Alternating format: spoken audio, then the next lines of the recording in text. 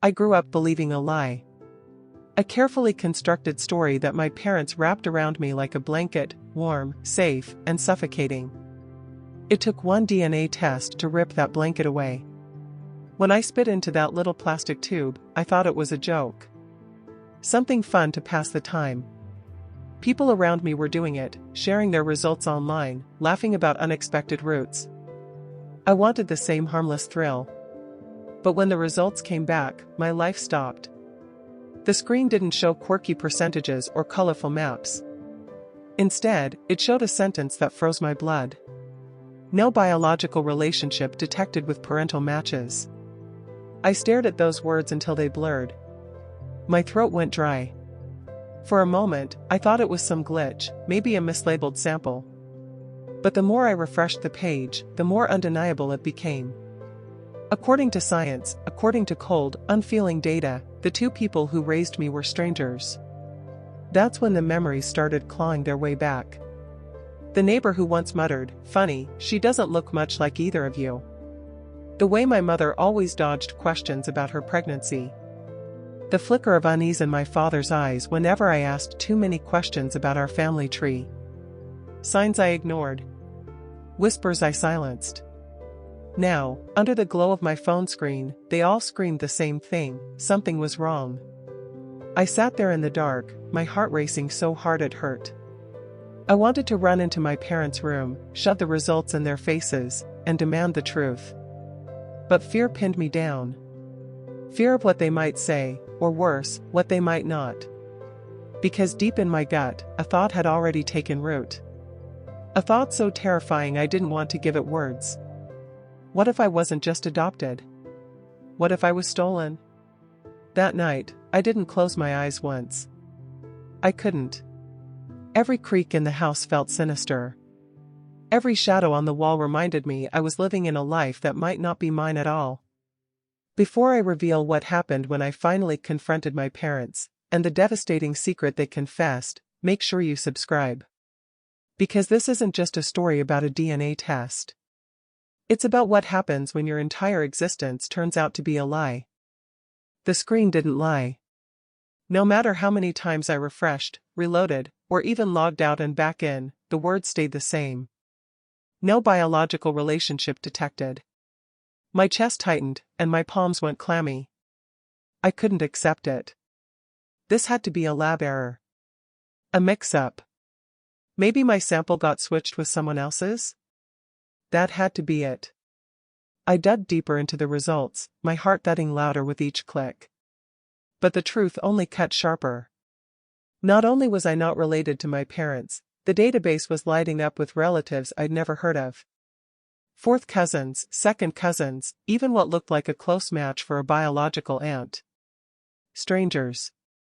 Strangers whose faces I had never seen, but whose blood ran in my veins.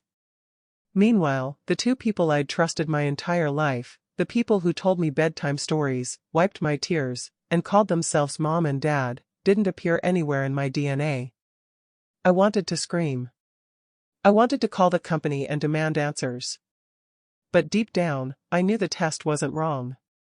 Science doesn't stutter. Data doesn't make up lies. What made it worse was how quickly doubt poisoned everything I thought I knew. I found myself scrolling through old family photos on my phone. My dad's hand resting proudly on my shoulder. My mom's smile lighting up the room. I searched their faces for resemblance, the curve of a nose, the shape of an eye. But the more I looked, the more I realized I didn't see myself in them at all. That night, I paced my room like a prisoner. Over and over, my brain kept whispering the same words: if they're not your parents, then who are you? I thought about calling a friend, but what could I say? Hey, funny story, turns out my parents aren't really my parents? No one would understand. So instead, I sat in the dark, listening to the house breathe around me, the creak of floorboards, the hum of the fridge, and I realized something chilling. This wasn't just about science. This wasn't just about DNA. This was about secrets. Secrets my parents had buried so deep, they never thought I'd dig them up. And before I tell you what happened when I confronted them, and the confession that shattered everything, make sure you stay with me.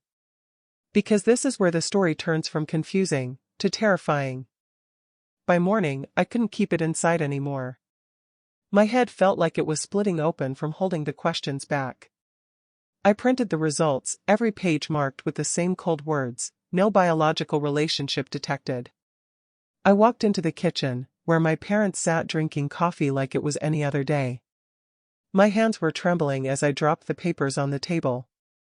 "Explain this," I said. My mom looked down first.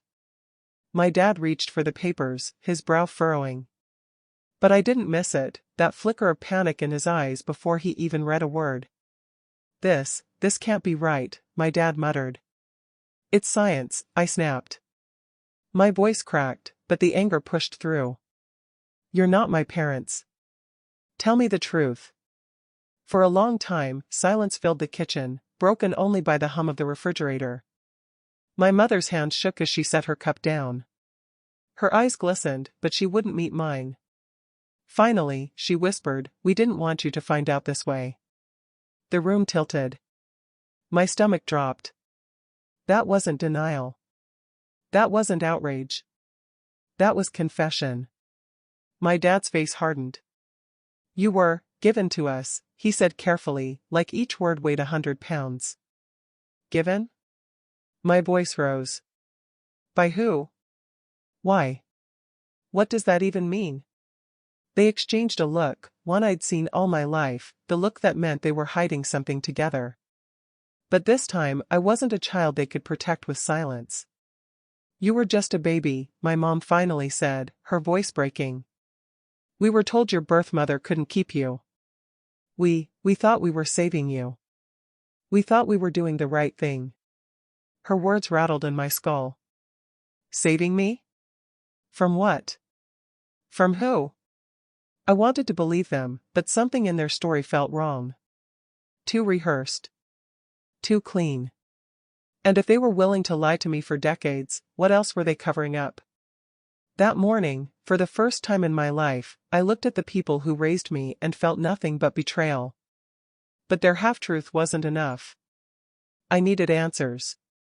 Real answers. And what I uncovered next, in hospital records and DNA databases, proved this was no ordinary adoption. This was something far darker. Their story didn't add up. Given to us? That's not how real adoptions work. No paperwork, no court, no social worker? Just handed a baby? I couldn't let it rest. The next day, I went digging. First stop, my birth certificate. I'd seen it before, shoved in a drawer, used for school and passports. But this time, I studied it like evidence. And right away, something was off.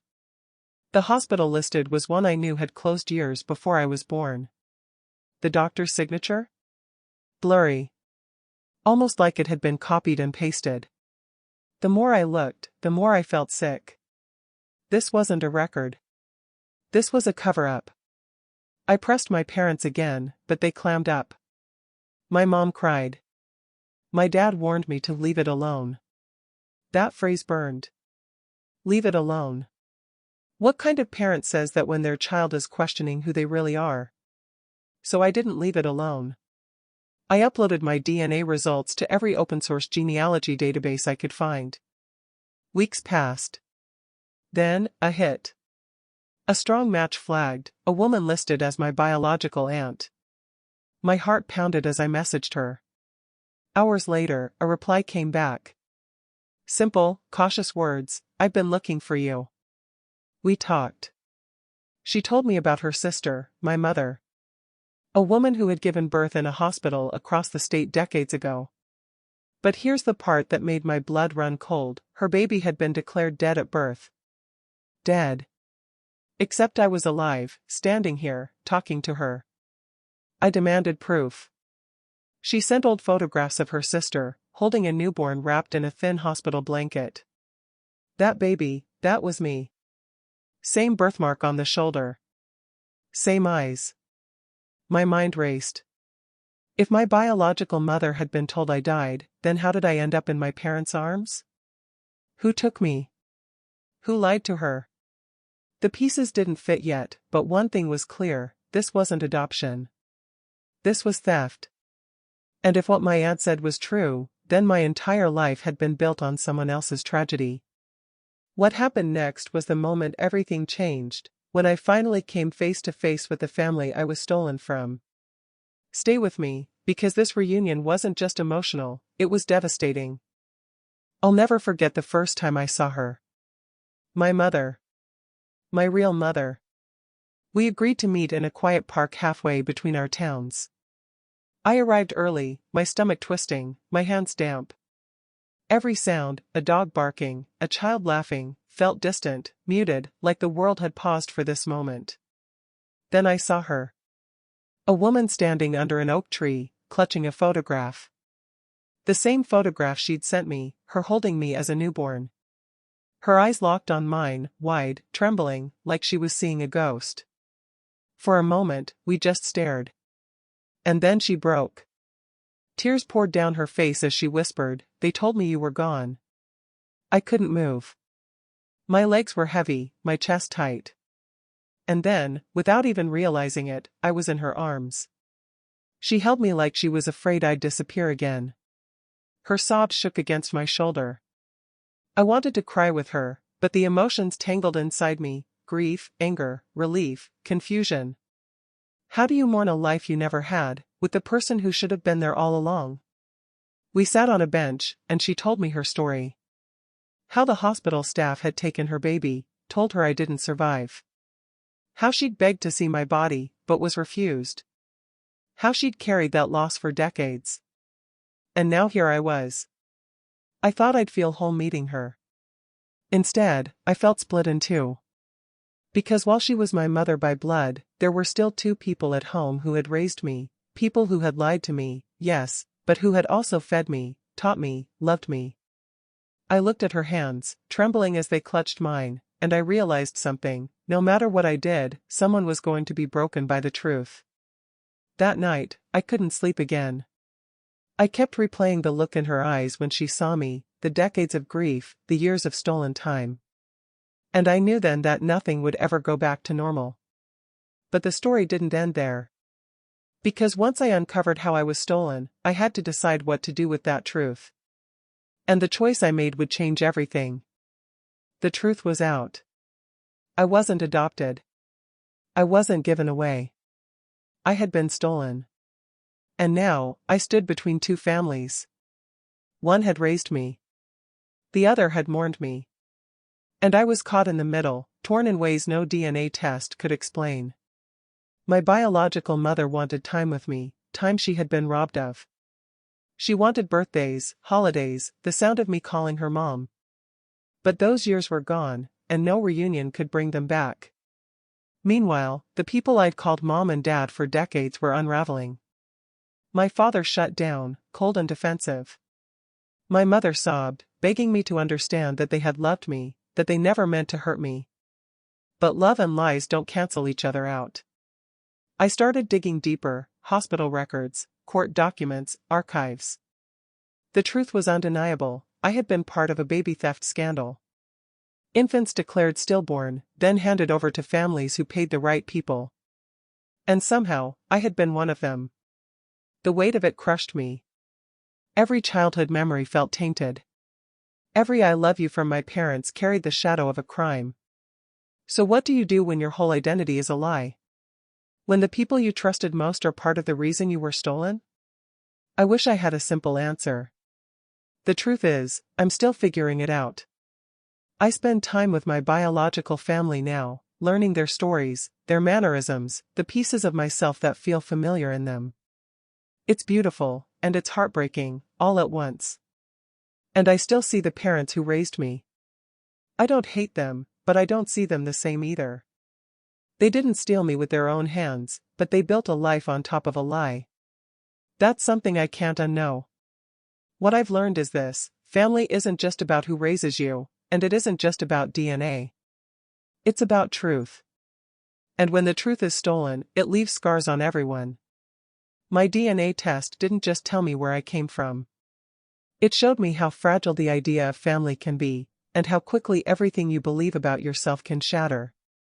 If you've stayed with me through this, thank you. And if stories like mine matter to you, make sure to subscribe, because I have more to share, and the truth deserves to be heard.